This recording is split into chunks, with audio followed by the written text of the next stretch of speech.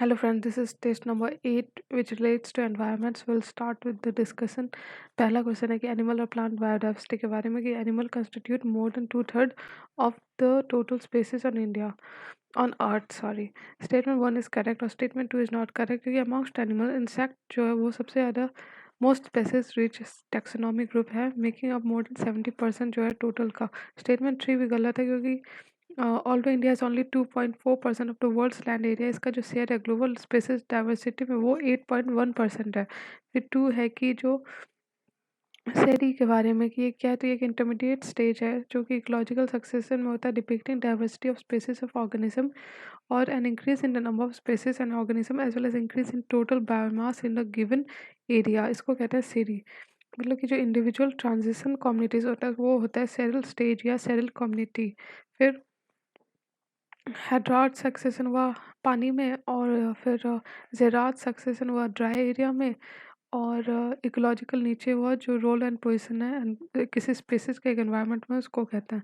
फिर photo period क्या है, is the duration of light receive daily and seasonally bye living organism. ये impact करता है कोऑर्डिनेशन कि कब बर्ड ओपन होगा, फिर माइग्रेशन साइकिल बर्ड का, फिर फ्री ब्रीडिंग टाइम मैमल का। फिर 4 है कि जो पोलर रीजन है उसमें स्मॉल साइज्ड एनिमल रेयर है। ये क्यों है? क्योंकि जो स्मॉल साइज्ड एनिमल है उसके पास larger surface area relative to the volume and thus they tend to lose heat very fast. इसलिए बड़े ज़्यादा इस यहाँ मिलता है। ये जो एलन रूल है, an eco geographical rule states that significant difference exist जो साइज लिम्स का और उनका जो एक्सटर्नल ऑर्गन एनिमल का, depending on the geographical region of which they live. 5 है national board of wild life.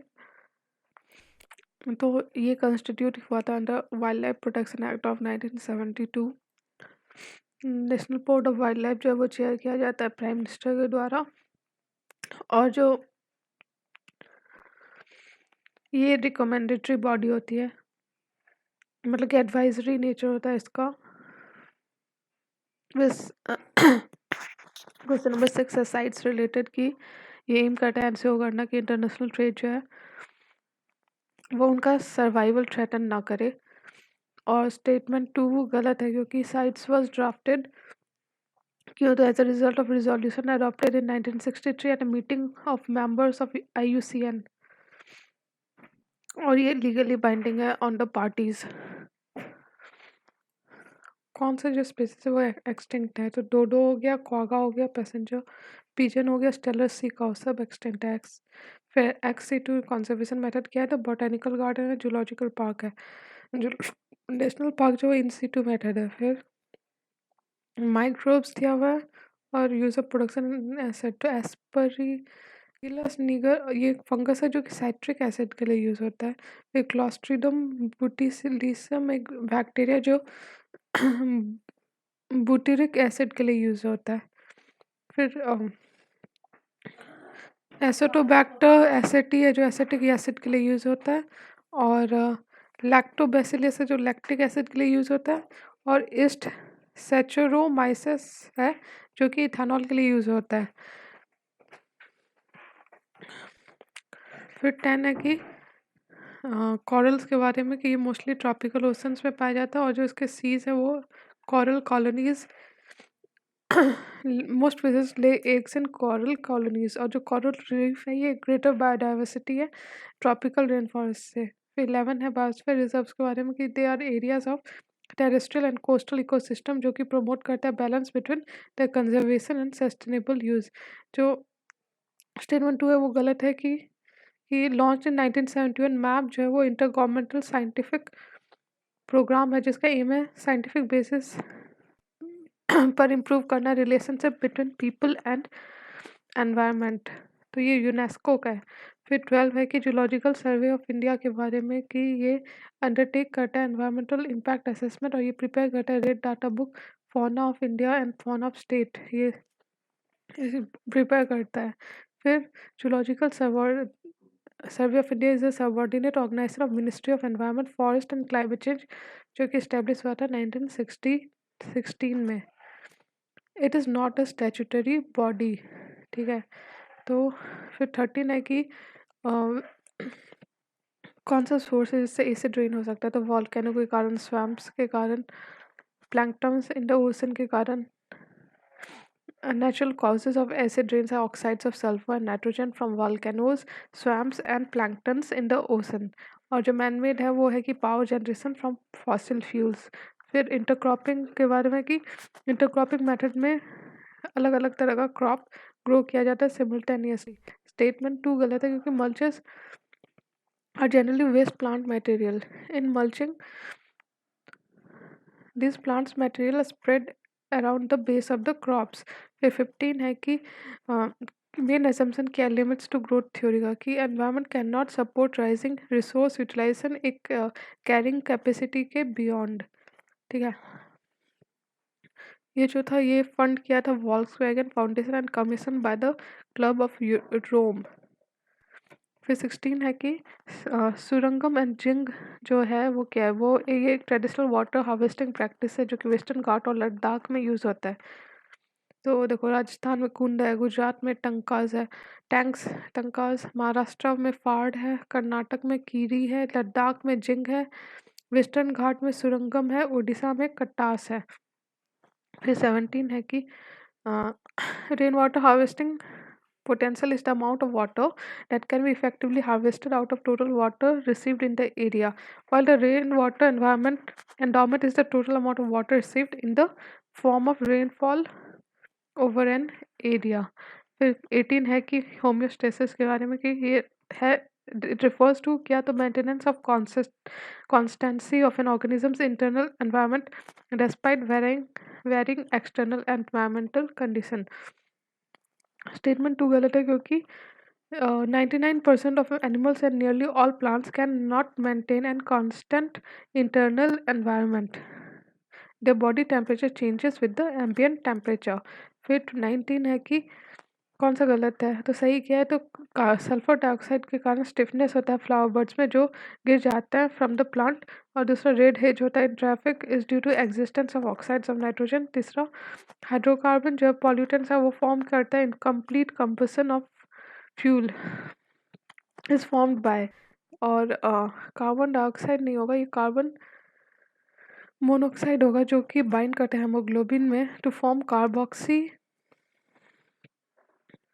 hemoglobin, which is about 300 times more stable than the oxygen hemoglobin complex। फिर sacred groves क्या है, ये एक tract of forest है in which all the trees and wildlife which are venerated मतलब पूजा किया जाता है are given total protection। फिर which of the following microbes can be used as an insecticide, तो बैक्टीरिया यूज हो सकता है, फंगी यूज हो सकता है, वायरस यूज हो सकता है। फिर 22 है कि while यूरिथर्मल organisms are those organisms जो survive कर सकता है wide range of temperature, stenothermal organism जो है वो रिस्ट्रिक्टेड है एक नैरो रेंज ऑफ टेम्परेचर तक। फिर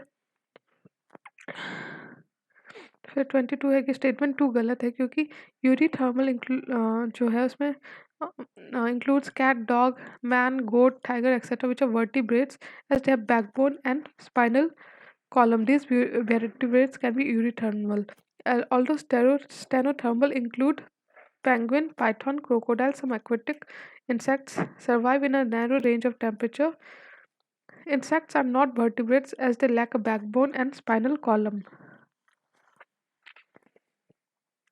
Thus, all stenothermal organisms are not necessarily vertebrates। फिर नॉन पॉइंट सोर्स कौन सा है, तो run of from agricultural field, dumping of unburn या हाफ बर्न डेड बॉडीज या धोबी गार्ड्स। पॉइंट सोर्स होगा surface drains carrying municipal sewage or effluents from industries।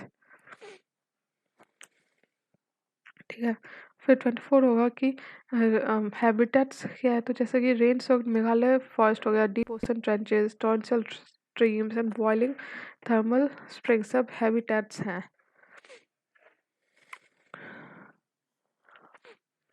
फिर biographical RIMS हो गया जो कि these are large spatial region within which ecosystems share a broadly similar biological historical evolution। ecotone तो पता है कि the influence of the two bordering community on each other उसमें कहता है एज इफेक्ट उसको कहता है। फिर 25 है कि communities rich in biodiversity are considered as stable community. तो स्टेबल कम्युनिटी का फीचर क्या है कि उसमें और resistance to occasional anthropogenic disturbance देखा गया, फिर resistance to invasion by alien species देखा गया, और लो वेरिएशन होता है in productivity from year to year. फिर 26 है कि जो क्योटो प्रोटोकॉल है उसमें वो डिसाइड हुआ था reduction of green house gases. Kyoto Protocol is an international agreement linked to United Nations Framework Convention on Climate Change, which commits its parties by setting greenhouse gas emission reduction targets. 6 main greenhouse gases में CO2 हो गया, CH4, N2O, HFC, PFC and SF6. Stockholm Conference हो गया, addresses issues concerning environment and sustainable development, इसलिए statement 2 गलत है। फिर सेंटाई framework हो गया डिजास्टर मैनेजमेंट का 2015 से लेकर 30 तक का,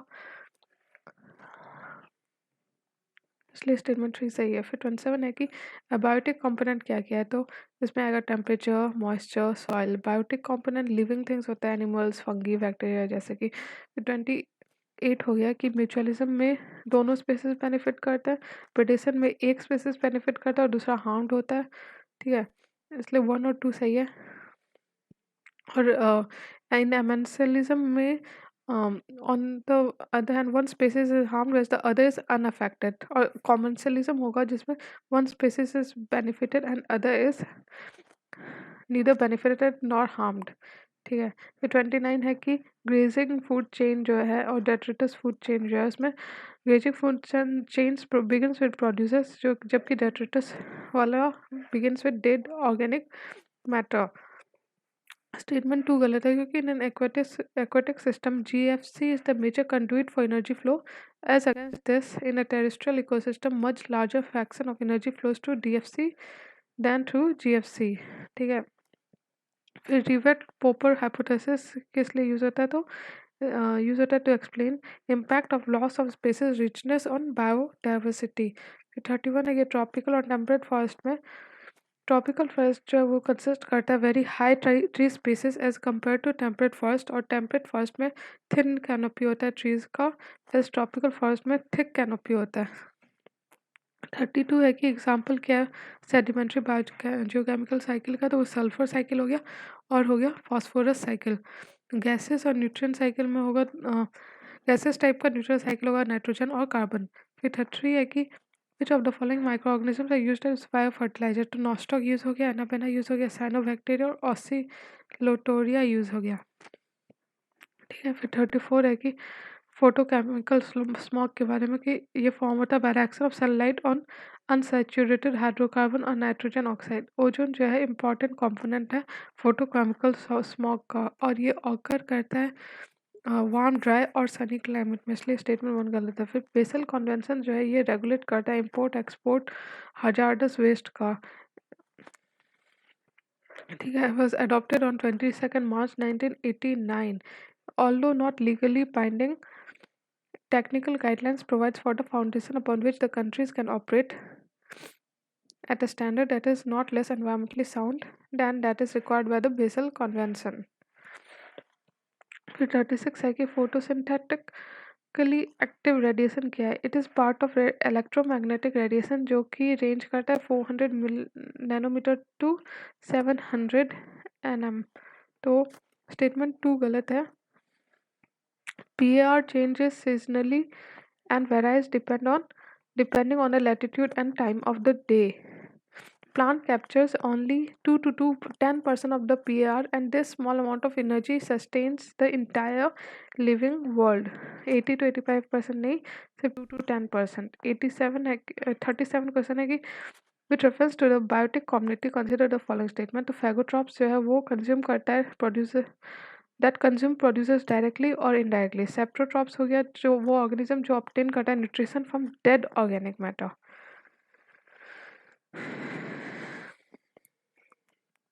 ठीक है। फिर 38 हो गया कि ह्यूमस के बारे में कि ये सर्व करता है as a reservoir of nutrient और ये हाईली रेजिस्टेंट है टू माइक्रोबियल एक्शन। फिर एनवायरनमेंट प्रोटेक्शन एक्ट 1987 हो गया कि इसमें जो स्टेट एक्ट जो है वो एम्पावर करता है सेंट्रल गवर्नमेंट को to coordinate action state government का और lay down standard for the quality of the environment. Statement 2 गलत है क्योंकि to protect wildlife government of India ने सेट किया national park sanctuaries tiger reserves and biosphere reserve जो कि है वाइल्ड लाइफ प्रोटेक्शन एक्ट 1972 के अंदर। 40 है कि एन इकोसिस्टम जो वो एक फंक्शनल यूनिट है नेचर का जहाँ पे लिविंग ऑर्गेनिज्म इंटरेक्ट करता है अमॉन्ग themselves और and also with the surrounding physical environment. There is an exchange of material and energy within the ecosystem as well as between adjoining ecosystems. ठीक है। Statement 3 गलत है क्योंकि the vast network of all interconnected ecosystem constitutes the biosphere. ठीक है। फिर compressed natural gas के बारे में कि ये एक मिक्सचर है हाइड्रोकार्बन्स का जिसमें 80 to 90% जो वो मीथेन होता है इन गैसेस फॉर्म और ये लीड फ्री होता है और लाइटर होता है एयर से। फिर 42 है कि बायोडाइवर्सिटी हॉटस्पॉट्स के बारे में कि ये एक जियोग्राफिक रीजन है जहाँ पे exotic species of plants are found. जो ग्लोबली जो टोटल नंबर ऑफ बायोडाइवर्सिटी है हॉटस्पॉट्स का उसमें डिक्लाइन हुआ है। अच्छा 42 डी है मतलब ये तीनों गलत है। तो सही क्या है कि बायोडाइवर्सिटी हॉटस्पॉट जो है वो एक रीजन है that is both significant reservoir of biodiversity and is threatened with destruction. तो these hotspots are also region of accelerated habitat loss. This region have a very high level of species richness, not species evenness, and high degree of endemism. That is species confined to that region and not found anywhere else. इसलिए statement 1 गलत है।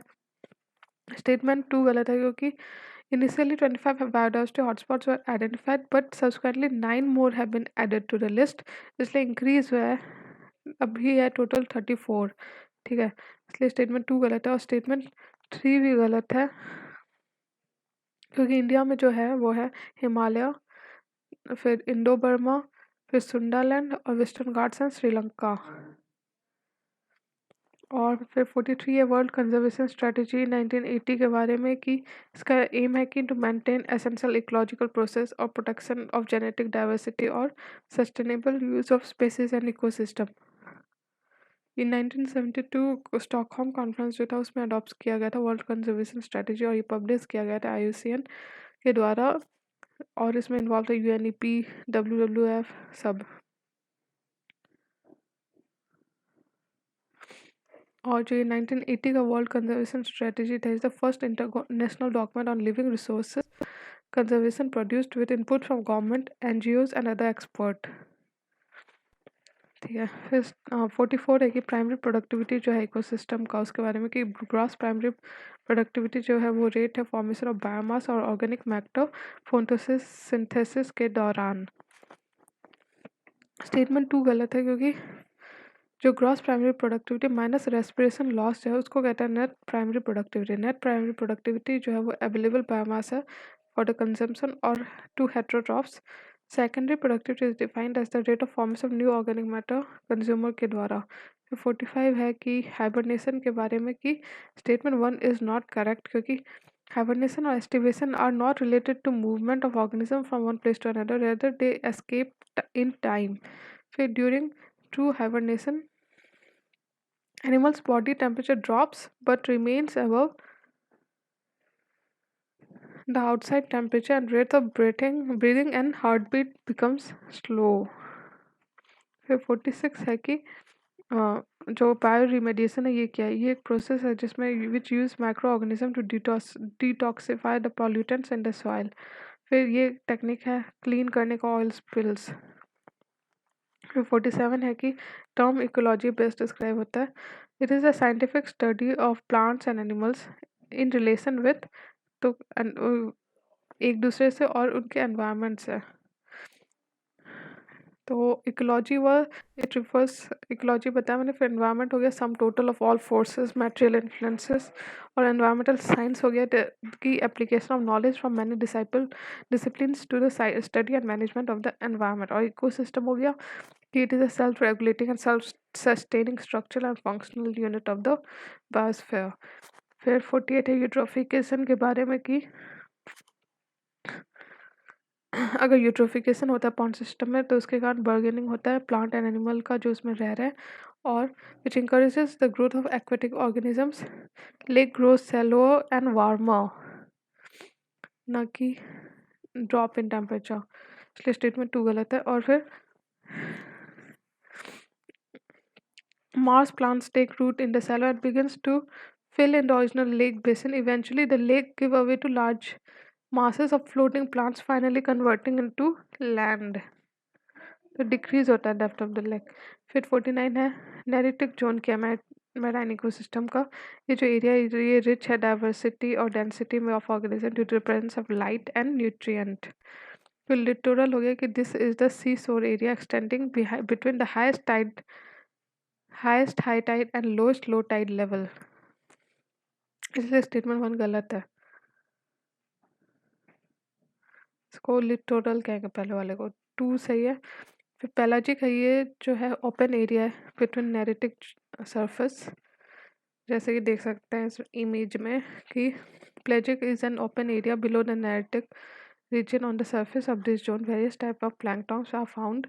In addition, there is zooplanktons along with shrimp and jellyfish. फिर benthic हो गया कि जो कि floor of the ocean में रहता है। Production in the region is limited by low nutrient supply. फिर 50 एजेंडा 21 के बारे में कि ये अडॉप्ट हुआ था in the earth summit at Rio de Janeiro 1992 में।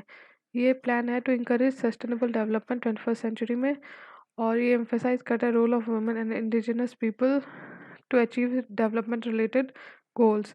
फिर प्राइमरी और सेकेंडरी सक्सेशन के बारे में, तो जो दोनों गलत है, क्योंकि succession is hence a process that starts in an area where no living organism are there.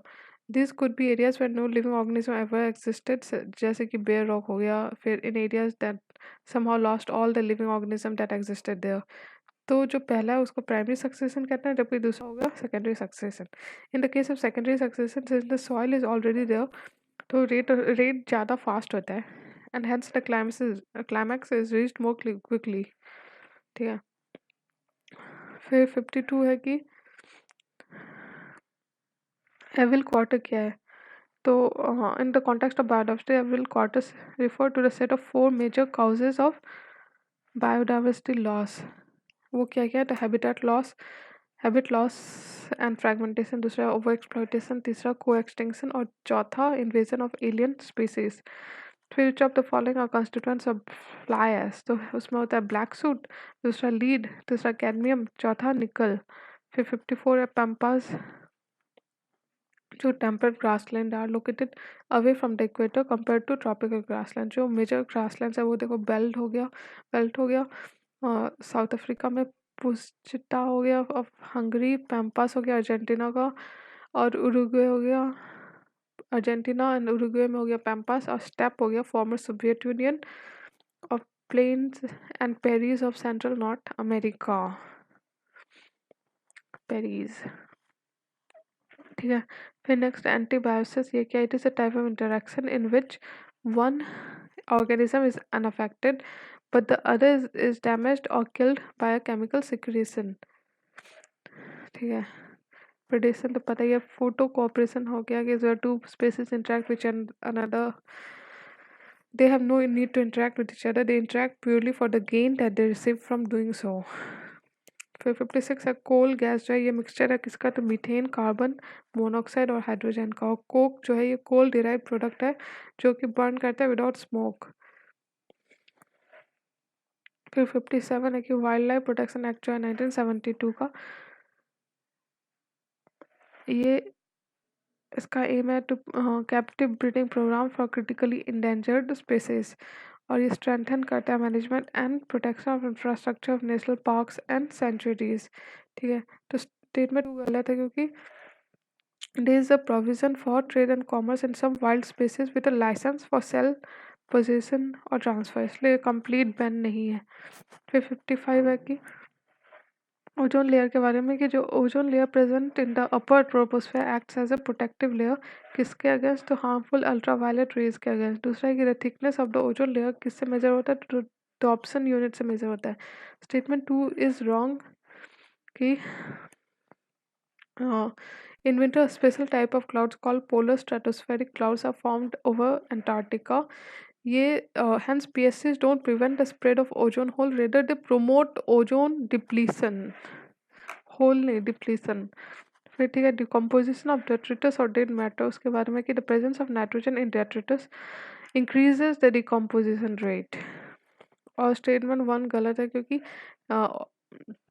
however, low temperature sharply reduces the decomposition rate even if the moisture content of the soil is high. High temperature and moist condition of humid tropical region is conducive and there is a high rate of decomposition here. फिर 60 है कि access और benefit sharing agreement जो है ये किससे related है, तो ये कॉन्वेंशन ऑफ बायोलॉजिकल डिवर्सिटी से रिलेटेड है। फिर नागोया प्रोटोकॉल जो है ये एक सप्लीमेंट्री एग्रीमेंट है on convention, agreement to the convention on biological diversity. ये लीगल फ्रेमवर्क देता है for implementing objective. Article 5 of the Nagoya Protocol requires that benefit arising from utilization of genetic resources और उसका application और commercialization को equitably और fairly use किया जाए। फिर इंटरनेशनल प्लांट प्रोटेक्शन कन्वेंशन था 1952 का, इसमें था कि it aimed to protect world plant resources including cultivated and wild plants by preventing the introduction and spread of plant pests and promoting appropriate measures for their control। ठीक है, फिर 61 है कि सेंट्रल पॉल्यूशन कंट्रोल बोर्ड जो है ये क्या, ये कोऑर्डिनेट करता है activities of state pollution control board और रिजॉल्व करता है डिस्प्यूट्स अमॉन्ग दैम। और ये एक स्टैट्यूटरी ऑर्गेनाइजेशन है under ministry of environment forest and climate change, जो कि इस्टेब्लिश हुआ था 1974 में अंडर द वाटर एक्ट। इसके पास पावर है और फंक्शन है under the air act of 1981, इसलिए स्टेटमेंट वन गलत है, एयर एक्ट 1981 के अंदर। फिर 62 है कि विच ऑफ द फॉलोइंग जो है वो एडेप्टिव फीचर है प्लांट्स का लॉस ऑफ वाटर को मिनिमाइज करने के लिए, तो वो है पहला है कि इन लोगों के पास थिक क्यूटिकल होता है ऑन द लिव सरफेस, दूसरा होता है कि absence of leaves on in some plants, और दूसरा अरेंजमेंट ऑफ स्टोमेटा जो है वो डीप पीट्स में होता है। एस्चुअरीज के बारे में है कि ये जो है वो ट्रांजिशनल जोन्स है बिटवीन सीज एंड रिवर्स, ये बहुत न्यूट्रन रिच रीजन होता है, इसमें the fauna in the estuary region के पास एबिलिटी होता है to maintain salt and water balance. 64 है कि रेडियो एक्टिव पॉल्यूशन का सोर्स क्या हो सकता है, तो कॉस्मिक रेज हो सकता है, न्यूक्लियर फ्यूल्स हो सकता है इन एटॉमिक रिएक्टर्स, और एक्स रे वेस्ट हो सकता है, सबसे हो सकता है। फिर 65 है कि एनवायरमेंट और इकोलॉजी के बारे में कि क्या कॉमन है between lady bird beetle, syrphid fly and soldier beetle. ये they are used as effective predator, तो कंट्रोल करने के लिए क्या, तो एग्रीकल्चरल पेस्ट्स। फिर ओजोन लेयर के बारे में है कि क्या गलत है, तो सही क्या है, पहले कि ओजोन लेयर जो वो प्रोडक्ट है यूवी रेडिएशन का एक्टिंग ऑन डाइऑक्सीजन मॉलिक्यूल, और फिर जो ऑक्सीजन लेयर है वो थर्मोडायनेमिकली अनस्टेबल है और डिकम्पोज करते हैं इनटू मॉलिक्यूलर ऑक्सीजन। जो मेन रीज़न है ओजोन लेयर का डिप्लेशन का वो है रिलीज ऑफ फ्रेयॉन्स। 66 का डी गलत है, क्योंकि in 90s for the first time atmospheric scientist working on Antarctica reported about depletion of ozone layer commonly known as ozone hole, किस पे, तो साउथ पोल पे। फिर which of the following type of living organism are not invertebrates, तो कौन कौन सा है, पहले तो क्रूटेशियंस है, मॉलस्क्स है, इंसेक्ट्स है। और वर्टिब्रेट्स में रिप्टाइल हो गया, बर्ड हो गया, एनिमल हो गया, एम्फिबियन हो गया, फिश हो गया। मतलब वर्टिब्रेट्स के पास बैकबोन होता है, इनवर्टिब्रेट्स के पास बैकबोन नहीं होता है। फिर ओशन जो है उसमें vast amount of minerals that presently serve as a major resource for human, क्या क्या पाया जाता है ओशन में, तो फूड रिसोर्स हो गया, फ्यूल मिनरल हो गया, building and construction material, non conventional energy sources, सब पाया जाता है। तो 69 विच of the following can be classified natural disaster, तो वॉल्केनिक इरप्शन, एविलेंच और ड्राउट। बिल्डिंग फायर ये मैन मेड डिजास्टर है। फिर पार्टिकुलेट पॉल्यूटेंट्स क्या क्या है, तो ये बैक्टीरिया भी होता है, फंगी भी होता है, एल्गे भी होता है और डस्ट भी होता है। मिस्ट जो है वो प्रोड्यूस किया जाता है by particles of spray liquids and by condensation of vapours in air. Example इसका हो गया sulphuric acid, mist and herbicides and insecticides. Fumes हो गया, वो ऑब्टेन किया जाता है बाय कंडेंसेशन ऑफ वेपर्स, जैसे सब्लिमेशन, डिस्टिलेशन। ठीक है। और पार्टिकुलेट पॉल्यूटेंट्स बता दिया। वाइबल पार्टिकुलेट्स होते हैं जैसे बैक्टीरिया, फंगी, जो कि माइन्यूट लिविंग ऑर्गेनिज्म है। नॉन वाइबल हो गया, जो कि जैसे कि स्मोक पार्टिकुलेट हो गया। फिर 71 है कैप्टिव ब्रीडिंग के बारे में, कि it is the process of breeding animal उनके नेचुरल एनवायरनमेंट के बाहर इन रिस्ट्रिक्टेड एरिया, जैसे कि जू हो गया, एक्वेरियम हो गया। तो दो गलत है, क्योंकि इसका जो एम है अलग अलग हो सकता है, जैसे कि to provide for education and exhibition of interesting species to increase captive production. तो और स्टेटमेंट 3 गलत है, क्योंकि जो Nandankanan national park zoological park है, इसे zoological as well as botanical garden in Odisha. फिर New Delhi has loaned out white tiger to many other zoos in India. Alipur Zoo in Kolkata has white tigers. Nandankanan Zoo is believed to have the highest number of white tigers in captive breeding. फिर 72 है कि which of the following pollutants जो है उसमें vehicular emission release होता है, तो वो है कार्बन मोनोऑक्साइड। कौन सा वेहिकुलर एमिशन में आता है, तो वो है carbon monoxide, oxide of nitrogen, suspended particular matter और अनबर्न्ड हाइड्रोकार्बन्स। फिर एनवायरमेंटल इम्पैक्ट असेसमेंट के बारे में, कि the rules of EIA have been notified under the provision of Environment Protection Act of 1986. It is mandatory कि आप involve कीजिए public को एनवायरमेंट इम्पैक्ट असेसमेंट के दौरान। फिर statement 2 is wrong. Sanitary landfill के बारे में, कि डिप्लीशन ऑफ ऑर्गेनिक मैटर जो है वो होता है एनारोबिक कंडीशन के अंदर, और जो कार्बन डाइऑक्साइड और हाइड्रोजन सल्फाइड है वो जनरेट होता है डिप्लीशन प्रोसेस के समय।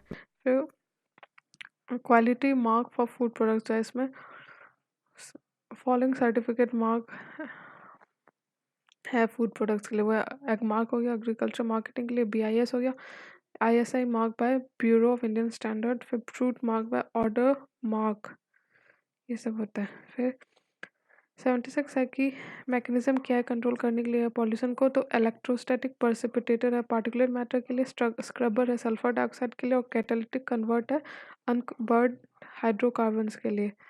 ठीक है। फिर 77 है कि जो प्रोफंडल जोन है, ये जो जोन है of the pond ecosystem is found in deep water part of the pond. ये बहुत ज़्यादा कोल्ड होता है, डेंस होता है, लाइट यहाँ नहीं पहुँचती है, और this the fauna in the zone eat dead organism and use oxygen for cellular respiration। तो लिटरल जोन हो गया जो टॉप मोस्ट जोन है नियर द सोर ऑफ अ लेक और पॉन्ड। उसका लैमिनेटिक जोन हो गया near the surface open water surrounded by littoral zone is called laminitic zone. It is well lighted and dominated by planktons, phytoplankton and zooplankton। जो पहला वहाँ पे सन का हीट पहुँचता है, तो यहाँ पे बहुत डाइवर्स कम्युनिटी है। ठीक है। फिर 76 है run of the river project जो है वो स्मॉल स्केल हाइड्रो पावर के लिए यूज़ किया जाता है। Tidal energy uses the periodic rise and fall of water of the ocean for generation of electricity and not run of the river system। और फिर जो large reservoir है based hydro project है, it involves creation of artificial reservoir of water to produce huge amount of electricity। The run of the river do not rely on large storage reservoir but rather on diverted water to drive turbine and then discharge of the water back into the river system। The catabolism है कि it refers to the degradation of detritus into simpler inorganic substances। फिर ecological pyramid क्या है, ये the pyramid of biomass in a sea is generally inverted। the pyramid of energy जो है ecosystem में वो invert कभी नहीं होगा। फिर 81 है कि कौन सा पार्ट है इलेक्ट्रोमैग्नेटिक स्पेक्ट्रम का सनलाइट का जो कि रिस्पॉन्सिबल है सोलर कुकर और सोलर वाटर हीटर के लिए, वो इंफ्रारेड रेज। UVC जो है इस part of sun rays which is the deadliest, और इसको एब्जॉर्ब किया जाता है ओजोन लेयर के द्वारा। UVB और UVA जो है वो माइल्ड है in comparison to UVC but they are not absorb by ozone layer. फिर 82 है फोटोवोल्टिक्स का, कि ये जो voltaic matter, in this matter the sun energy is directly converted into electricity using photovoltaic cell और सोलर सेल.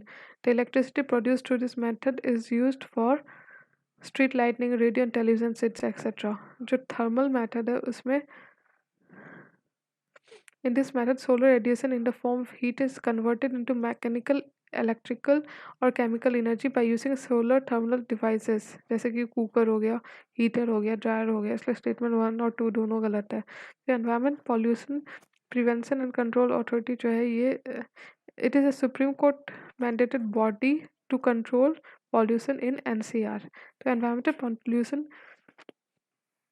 ये notify हुआ था 1998 में by environment minister under environment protection act of 1986. Its mandate is to protect and improve the quality of the environment and prevent and control environment pollution in NCR. It is also mandated to enforce the graded response action plan in NCR as per the pollution level. फिर next है कि joint forest management जो है initiate किया गया government of India. इसका aim क्या है? इसका एम है कि to work closely with the local communities, किसके लिए? टू प्रोटेक्ट और मैनेज फॉरेस्ट. ठीक है.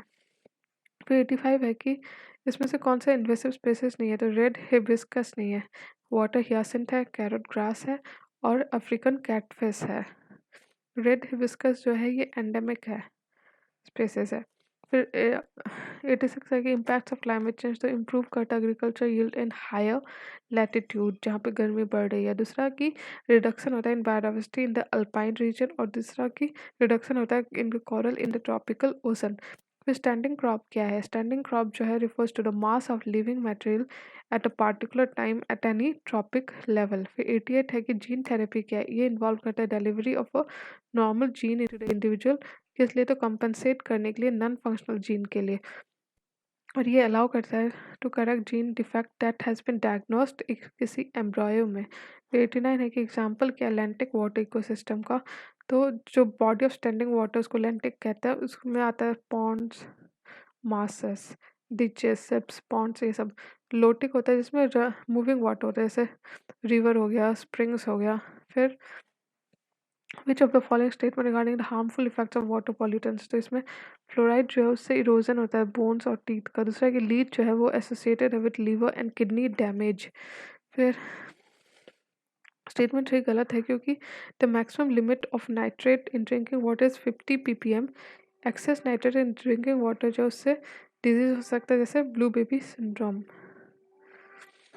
91 हो गया कि करेक्ट सीक्वेंस में फूड चेन में बताना है. तो सबसे पहले मस्टर्ड क्रॉप आता है, फिर अफीड आता है, फिर बीटल, फिर बर्ड. अफीड जो है प्लांट लिस है जो कि डिपेंडेंट ऑन मस्टर्ड क्रॉप.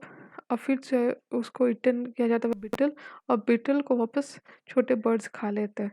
फिर 92 है थर्मल पॉल्यूशन के बारे में कि जो थर्मल पॉल्यूशन है वो releases recycle hot water into river, जिससे कि थर्मल पॉल्यूशन हो जाता है. जो डिजॉल्व ऑक्सीजन लेवल है वो कम हो जाता है जैसे कि टेम्परेचर बढ़ता है पानी का. ये सब एडल्ट्रेंट है. तो ब्लैक पेपर किसके में क्या यूज होता है? तो पपाया से. टर्मरिक में मेटानिल येलो, मिल्क में यूरिया, चिली पाउडर में ब्रिक पाउडर, सॉल्ट पाउडर और टॉल्क पाउडर. फिर टर्मरिक में metanil yellow colour, black pepper में पपाया सीड, ग्रीन चिली में मेलाचाइड ग्रीन, मिल्क में स्टार्च, ऑयल एंड फैट्स में आर्जेमॉन ऑयल. वेटलैंड्स का सिग्निफिकेंस क्या है? तो ये ब्रीडिंग एंड नेस्टिंग एरियाज होता है बर्ड्स एंड एनिमल्स का, और they protect coastline from erosion and reduces damages from storms and cyclone. और वो हेल्प करते हैं प्योरीफाई करने के लिए पानी को. As per Ramsar convention most of the natural bodies in India constitute the wetland ecosystem. तो बायोलॉजिकल ऑक्सीजन डिमांड क्या है? तो जो क्लीन वाटर है उसके पास बीओडी वैल्यू जो है वो ऑफ लेस देन ppm होना चाहिए, जबकि हाईली पॉल्यूटेड वाटर का बीओडी होना चाहिए 17 ppm और मोर. Therefore, chemical pollutants are not included in biological oxygen demand क्योंकि the BOD is the measure of the oxygen needed to break down organic matter and not the chemical or inorganic matter, इसलिए दोनों गलत है. फिर 96 है कि food adulterant के बारे में कि mixing of undesirable, cheap and often harmful substance in edible material is called as food adulteration. Whereas substances that are added to food to maintain or improve the safety are known as food additives. इसलिए statement one गलत है। Statement two गलत है क्योंकि food adulteration is a punishable crime under prevention of food adulteration act of 1954। ये enact किया गया है to ensure availability of pure and standard food to consumer और उनको प्रोटेक्ट करने के लिए डिसेप्टिव ट्रेड प्रैक्टिसेस के लिए अगेंस्ट। ग्रुप WHO ने एंड FAO ने फूड को तीन तरह से कैटेगराइज किया। एक तो फ्लेवरिंग एजेंट, एक हो गया enzyme preparation is a other type of additive that may or not end up in final food product. Naturally occurring proteins that boost biochemical reaction by breaking down larger molecules into smaller building blocks, जैसे कि baking में, फिर juices में, और फिर तीसरा है other additives.